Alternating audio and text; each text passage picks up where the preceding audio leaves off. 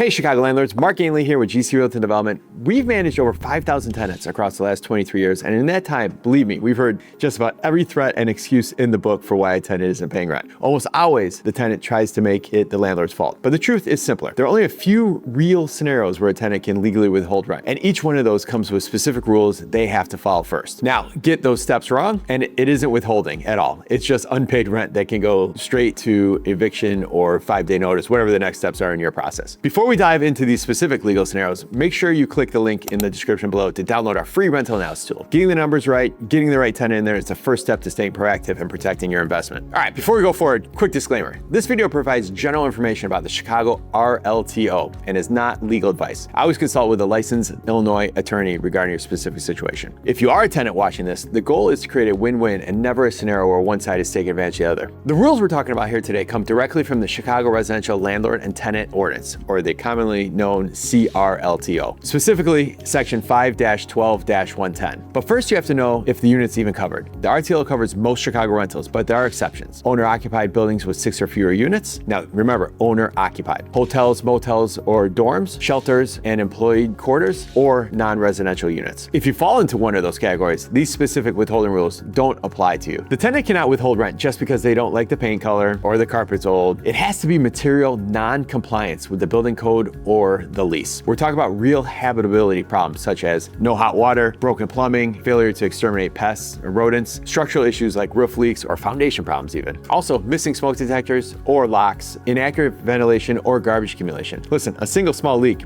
probably won't qualify. Whether the effect is serious enough, the ultimate question for a judge or jury, so the tenant better be confident that the condition is provable before they stop paying. And remember, if the tenant, their guests, or their family broke it, they have zero right to withhold rent. All right, so the 14-day notice rule. This is where most tenants mess up. You cannot just stop paying. You must provide written notice specifically laying out the exact problem. While email might satisfy the RLTO, we always recommend certified mail to prove delivery. Once that notice is sent, the landlord generally has 14 days to fix the problem. The right to withhold rent doesn't start to after those 14 days have passed. If the tenant holds back on the 1st of the month, but doesn't send the notice to the 5th, they're legally wrong, and the landlord could serve a 5-day notice for eviction for that past due amount. Now, tenants do have the right to repair and deduct, but you must use a qualified tradesperson and provide a paid bill to the landlord. It also has to come after this notice time. For essential services, the rules are much tighter. You cannot use this if the failure is the utility provider's fault, like citywide blackout or gas leak with people's gas. Keep in mind, everything we're talking about here is Chicago. If your rental's in the suburbs, in Cook County, you fall under the Cook County RTO. The good news is nearly identical to Chicago's when it comes to withholding. You still need that habitability failure, the written notice, and the 14-day wait period. Just keep in mind, like places like Evanston, Oak Park, and Mount Prospect do have their own separate ordinances, so make sure you check that out. The bottom line here is simple. Document everything. For landlords, respond to written repair notices immediately and in writing. Address essential service failures in hours, not days. For tenants, follow the timeline, or you'll find yourself in eviction court with no defense. Managing rentals is a team sport. Whether you're a do-it-yourself landlord or looking for professional help, GC Realty Development is here. We handle everything from tenant placement, full-service property management, and brokerage because our goal is to bring value to every investor we meet. If you found this helpful, hit the like button, subscribe for our weekly drops, and don't forget to grab that free rental analysis tool in the description. We'll see you in the next video.